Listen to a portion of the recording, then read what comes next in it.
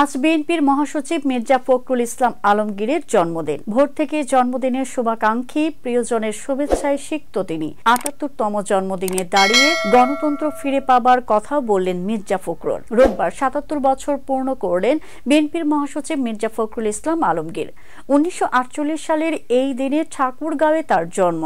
টেলিফোনে গণমাধ্যমকে তিনি বলেন, বুড়ো হয়ে গেছে, এখন তো বিদায়ের প্রান্তে। তারপরও মনের ভেতরে যে স্বপ্ন, যে প্রত্যাশা, তা কিন্তু চিরজীব আছে। সেটা হচ্ছে বাংলাদেশে গণতন্ত্র ফিরে আসবে। বয়সের এই প্রান্তে এসে এই বিশ্বাসটুকু আমি করি, আমাদের রাজনৈতিক যে সংকটগুলো, যে চ্যালেঞ্জগুলো, তা অধিকাংশই সমাধান করা সম্ভব হবে এবং বাংলাদেশ গণতন্ত্র ফিরে যাবে, সেই প্রত্যাশায় আছি। আর কি, শরীরটা ভালো যাচ্ছে না জানিয়ে বিএনপি মহাসচিব বলেন, এবার আমার গোটা পরিবারই ঢাকায়, একসঙ্গে এবার এই দিনটি কাটছে। জন্মদিন নিয়ে নিজের অনুভূতি কেমন জানতে চাইলে মির্জা ফখরুল বলেন, জন্মদিন আমি আসলে পালন করি না।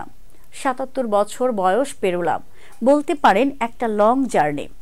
এই ৭৭ বছরে বহু পরিবর্তন দেখেছি, বহু ঘটনা প্রত্যক্ষ করেছি, বহু জীবন দেখেছি, অনুপ্রাণিত হয়েছি, বেঁচে থাকার অর্থ খুঁজে পেয়েছি।